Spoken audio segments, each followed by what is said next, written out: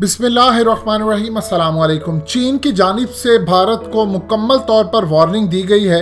कि किसी भी सूरत भारत लाइन क्रॉस ना करे और ना ही अमेरिका के पीछे छुपने की गलती करे। अगर ऐसी सूरत हाल होती है तो इंडिया मुकम्मल तौर पर चाइना के निशाने पर होगा। चीनी कमांडर शिंग शेवली ने भी मुकम्मल तौर पर भारत को वार्निंग दी है कि वो अपनी फौज को काबू में रखें। अब इस वक्त सूरत हाल इतनी ज्यादा खराब हो गई है कि कोई भी मुल्क इंडिया का साथ देने के लिए तैयार नहीं है। ये आपकी स्क्रीन पर एक हथियार चल रहे हैं, ये बेसिकली इंडिया को मिले हैं, जो कि चाइना की फौज ने कई हथियारों में से एक हथियार ये इस्तेमाल किए हैं जिससे उन्होंने भारतीय फौजियों को मारा है। अब आप देख सकते हैं कितने खतरनाक हथियार हैं कि अगर ये फिजिकली उन्होंने मारे हो तो कितना बुरा उनकी बॉडीज के साथ क्या कुछ हशर हुआ होगा।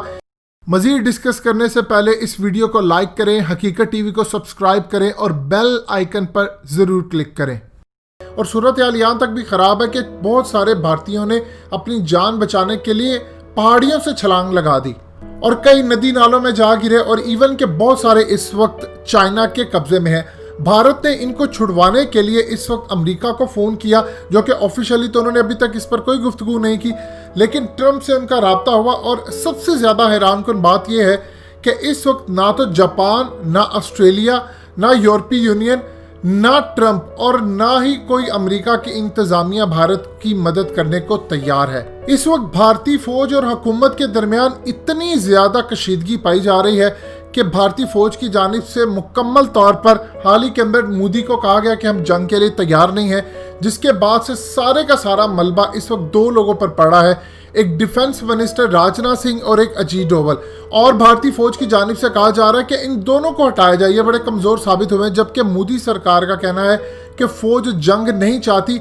ये आराम तलब हो चुकी है, लिहाजा इस तमाम सूरत हाल के अंदर असल कसूरवार फौज को वो ठहरा रहे हैं। अब मोदी सरकार को कोई एक कुर्बानी का बकरा जरूर चाहिए जिस पर वो मलबा डालना चाहते हैं। हाल ही के अंदर जब अमेरिका से राब्ता किया गया, ट्रंप को कहा गया कि हमारी मदद करें। ये जो आपने हाल ही के अंदर देखे 3 बहरी बेड़े आते हैं अमेरिका के, जो कि इंडो पैसिफिक में आते हैं, जिसके ऊपर एक बेड़े के ऊपर तकरीबन 60 एयरक्राफ्ट्स हैं।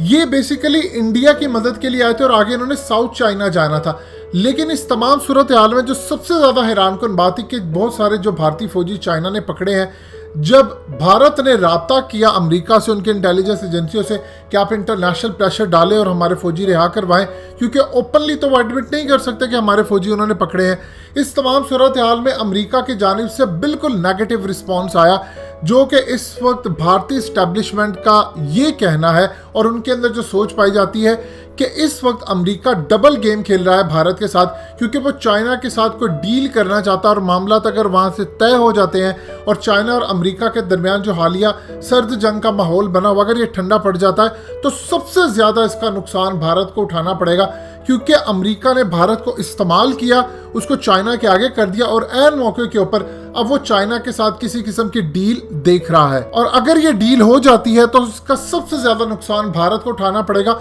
और अगर चाइना किसी वजह से अमेरिका के आगे झुक जाता है तो समझ लीजिए अगले कई साल तक भारत सुकून की नींद सो सकेगा। लेकिन चाइना ऐसी कोई अपॉर्चुनिटी नहीं दे रहा और इंडिया के लिए इस वक्त सेटबैक है कि कोई उसकी मदद करने को तैयार नहीं है। अमेरिका के बारे में जो पाकिस्तान के नजरिए हैं वो अब इंडिया को समझ आ रही है कि अमेरिका अपने दुश्मनों से ज्यादा अपने दोस्तों पर ज्यादा नफरत करता है और उनको ज्यादा नुकसान पहुंचाता है। अब आप ये देखें कि इस सबको भारत के साथ मिला, उन्होंने आगे चीन के कर दिया, लेकिन ऐन मौके पर पिछले 1.5 महीना हो गया कि एक तो भारतीय फौज मुकम्मल तौर पर बेबस है चाइना के आगे और चाइना इस वक्त भारत के अंदर घुस चुका, लेकिन अमेरिका कुछ नहीं कर सका। सिर्फ यहाँ तक सूरत हाल सामने है कि अमेरिका ने कहा कि वो क्लोजली मॉनिटर कर रहे हैं सिचुएशन को और यूरोपीय यूनियन ने कहा है कि बाज रहें, कशीदगी कम करें, लेकिन इससे आगे बढ़कर किसी ने भी मदद करने की कोशिश नहीं की। देखिए, कोरोना की वजह से हर मुल्क की मईशत बुरी तरह डूब रही है। मोदी ने जो महाज खोले हैं इस वक्त, उनमें सबसे बड़ा महाज ये है कि अगर वो चाइना के खिलाफ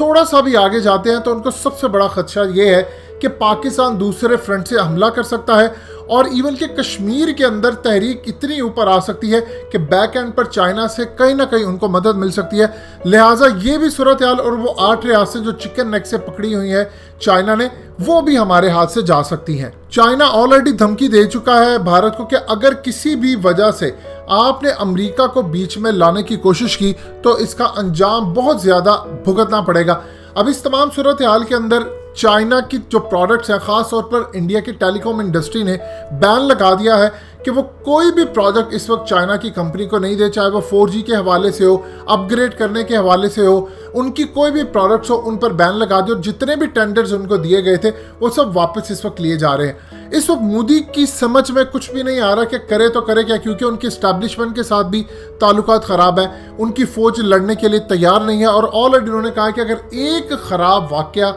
हो गया तो पूरे खत्ते के अंदर जंग लड़ जाएगी और भारत इसको संभाल नहीं पाएगा, क्योंकि दूसरे फ्रंट से पाकिस्तान भी तैयार है। लिहाजा इस तमाम सूरत हाल में अमेरिका डबल गेम खेलने को तैयार है। अगर उनकी कोई चाइना से डील हो जाती है तो आप समझ लीजिए इंडिया के साथ वो हाथ हो जाएगा जो शायद तारीख में कभी किसी दोस्त ने किसी दोस्त के साथ ना किया होगा। और इसी को मद्देनजर रखते हुए अब इंडिया के एस्टैब्लिशमेंट अमेरिका के साथ भी ताल्लुकात उस लेवल पर लेकर आई है जहां पर वो चाह रहे हैं कि सिर्फ फायदे के लिहाज से बातचीत हो। ये ना हो कि अमेरिका जो कहे हम वो करते फिरे और बाद में हमें ऐसी जगह पर अमेरिका जाकर मारे जहां पर ना हमें पानी मिले और ना ही हमारे लिए कोई बचने की उम्मीद हो।